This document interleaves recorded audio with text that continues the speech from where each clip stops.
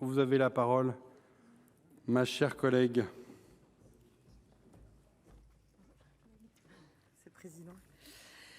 Merci, Monsieur le Président, Madame la Ministre, mes chers collègues.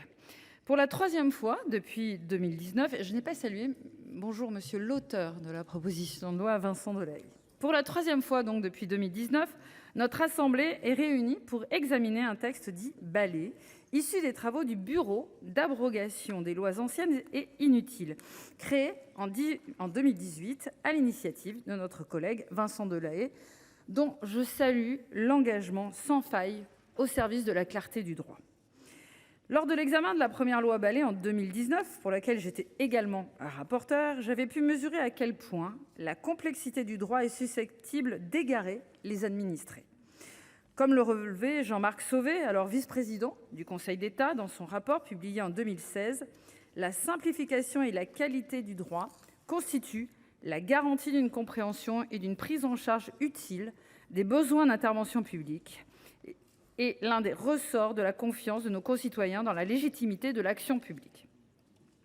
En dépit de ce constat, la quantité de normes applicables ne cesse de croître. En 2023, d'après le secrétariat général du gouvernement, 347 017 articles législatifs et réglementaires étaient en vigueur, soit 27 000 de plus que lors de l'examen de la loi Balai 1, il y a pourtant moins de 5 ans.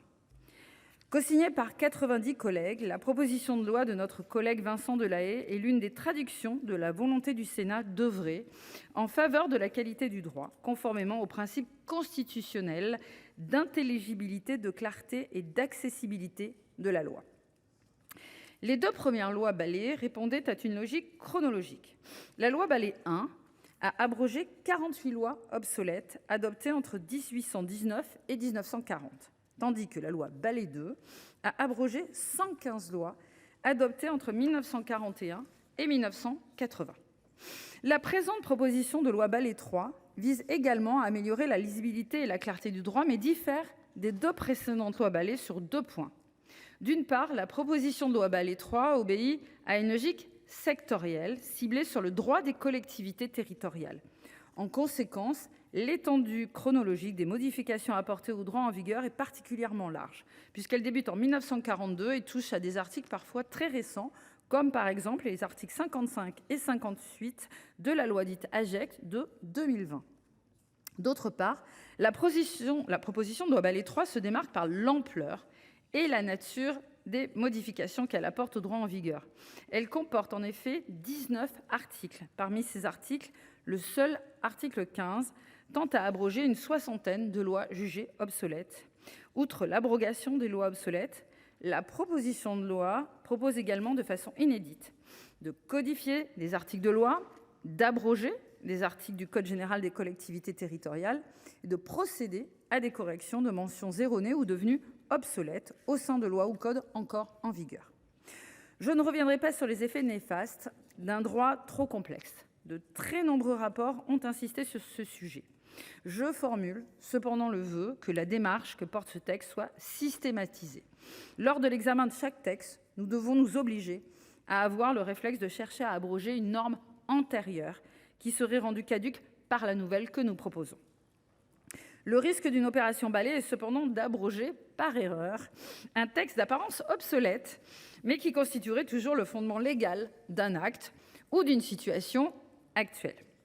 Les conséquences d'une abrogation accidentelle peuvent s'avérer particulièrement lourdes et préjudiciables. C'est la raison pour laquelle la Commission s'est astreinte à la plus grande rigueur et à la plus grande prudence lors de l'examen des mesures d'abrogation suggérées par cette proposition de loi, le doute sur les conséquences juridiques concrètes la conduisant toujours à renoncer à l'abrogation d'un texte. En outre, la Commission a estimé que ce texte ne devait procéder qu'à droit constant. Les modifications de fond nécessitent un débat dédié.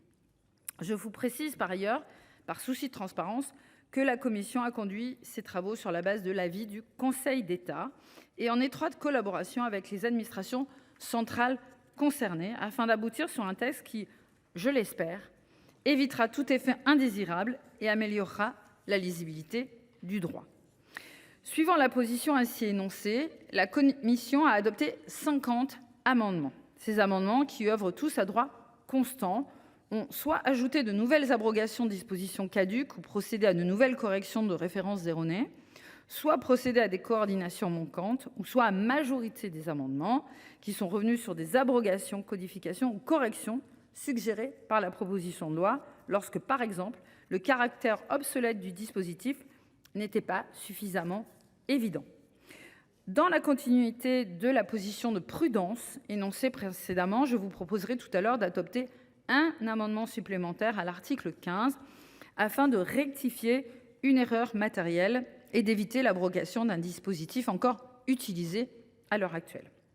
Enfin, de préciser qu'à mon sens, il est temps d'évaluer les 3 balais et de tirer une méthodologie dans cette demande utile mais périlleuse et chronophage. Et c'est l'occasion pour moi de saluer et remercier encore les administrateurs qui ont suivi ce texte et qui se sont mobilisés beaucoup d'heures autour de ce texte. Au bénéfice de ces observations et sous réserve de l'adoption de l'amendement que je vous présenterai, la commission des lois vous propose d'adopter la proposition de loi ainsi amendée. Je vous remercie pour votre attention, chers collègues. Merci, Madame la rapporteure. La parole est maintenant à Madame